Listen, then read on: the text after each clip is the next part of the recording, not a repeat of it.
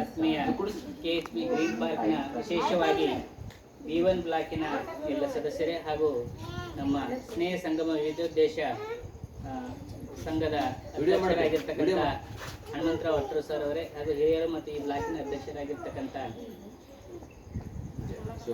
Shivappa Kattimani sir ಅವರೇ ಹಾಗೂ ನನ್ನೆಲ್ಲ ಸಹೋದರ ಸಹೋದರಿಯರೇ ಮತ್ತು ಸನ್ಮಿತ್ರರೇ, ಪ್ರೀತಿಯ ಮುದ್ದು ಮಕ್ಕಳೇ, ಇವತ್ತು ಹನುಮಂತರಾವ್ ಅಟ್ರು ಸರ್ ಅವರು ಪ್ರತಿದಿನ ಕೂಡ ಒಂದಿಲ್ಲ ಒಂದು ವಿಶೇಷವಾದಂಥ ಕಾರ್ಯಕ್ರಮದಲ್ಲಿ ತಮ್ಮನ್ನು ತಾವು ತೊಡಗಿಸಿಕೊಳ್ಳುವುದರ ಮುಖಾಂತರ ಸಮಾಜಮುಖಿಯಾದಂಥ ಸಾವಿರಾರು ಕಾರ್ಯಕ್ರಮಗಳನ್ನು ಮಾಡಿಕೊಂಡು ಬರ್ತಾನೆ ಇದ್ದಾರೆ.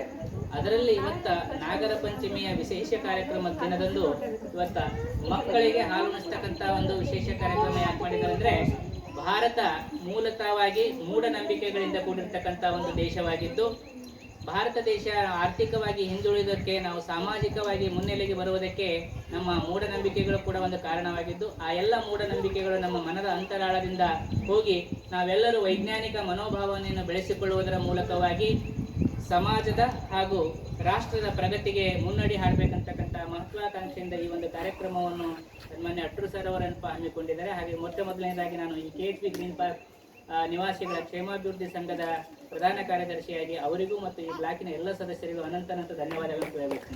ಆತ್ಮೀಯರೇ, ಭಾರತ ಬಡ ರಾಷ್ಟ್ರವಾಗಿದ್ದು ಇವತ್ತು ನಮ್ಮಲ್ಲಿ ಸಾವಿರಾರು ಅಲ್ಲ ಲಕ್ಷಾಂತರ ಜನ ಮಕ್ಕಳು ಹಾಗೂ ವಯೋವೃದ್ಧರು ಅಪೌಷ್ಟಿಕತೆಯಿಂದ ಬಳಲುತ್ತಿದ್ದು ಅನಾರೋಗ್ಯಕ್ಕೆ ಈಡಾಗ್ತಕ್ಕಂಥ ಸಂದರ್ಭದಲ್ಲಿ ಕೂಡ ನಾವು ಹಿಂದೆ ಅದೇ ಪ್ರಾಚೀನ ಕಾಲದಿಂದಲೂ ಮುಂದುವರಿಸಿಕೊಂಡು ಬಂದಿರತಕ್ಕಂಥ ಪದ್ಧತಿನೇ ಆ ಕಲ್ಲು ನಾಗರಿಗೆ ಏನಪ್ಪಾ ಅಂತಂದ್ರೆ ಹಾಲಿರ್ತಾ ಇರ್ತೀವಿ ಅಂತಕ್ಕಂಥದ್ದು ಹೇಳ್ತಾ ಇರ್ತೀವಿ. ಕಲ್ಲು ನಾಗರ ಕಂಡರೆ ಕೈ ಮುಗಿಯುವರಯ್ಯ, ದಿಟನಾಗರ ಕಂಡರೆ ಕೊಲ್ಲೆಂಬುವರಯ್ಯ. ಈ ಏನಪ್ಪಾ ಭಾರತದಲ್ಲಿ ಇರ್ತಕ್ಕಂಥ ನಿಜ ಮಾನವ ಜೀವಿಗಳು ಉಣ್ಣಲು ಬಂದರೆ ಅವರಿಗೆ ಅನ್ನವನ್ನಿಕ್ಕುವರು ಯಾರೂ ಇಲ್ಲ ನೋಡು ಕಣಯ್ಯ ಅಂತ. ಹಾಗಾಗಿ ನಮ್ಮಲ್ಲಿ ದಾಸೋಹ ಮನೋಭಾವನೆಯನ್ನು ಬೆಳೆಯಬೇಕು, ವೈಜ್ಞಾನಿಕ ಮನೋಭಾವನೆಯನ್ನು ಬೆಳೆಯಬೇಕು, ಭಾರತದ ಆರ್ಥಿಕ ಮತ್ತು ಸಾಮಾಜಿಕ ಸ್ಥಿತಿ ಕೂಡ ಅಭಿವೃದ್ಧಿ ಆಗಬೇಕು ಅಂತಕ್ಕಂಥ ಕನಸನ್ನು ಒಂದು ಇವತ್ತಿನ ಕಾರ್ಯಕ್ರಮ ಮಾಡಿದ್ದಾರೆ. ಈ ಕಾರ್ಯಕ್ರಮ ನಿಜಕ್ಕೂ ಕೂಡ ಒಂದು ಸದುದ್ದೇಶದಿಂದ ಕೂಡಿದ್ದು, ಇದರ ಮುಖಾಂತರವಾಗಿ ಇದು ಬರೀ ನಮ್ಮ KHP ಗ್ರೀನ್ ಪಾರ್ಕಿಗೆ ಅಥವಾ ಕಲಬುರಗಿ ಅಷ್ಟೇ ಸೀಮಿತವಾಗಿದೆ. ಈ ಒಂದು ವಿಷಯ ಮಾಧ್ಯಮಗಳಲ್ಲಿ ವಿಶೇಷವಾಗಿ ಪ್ರಸಾರವಾಗುವುದರ ಮುಖಾಂತರವಾಗಿ ನಮ್ಮ ರಾಜ್ಯದ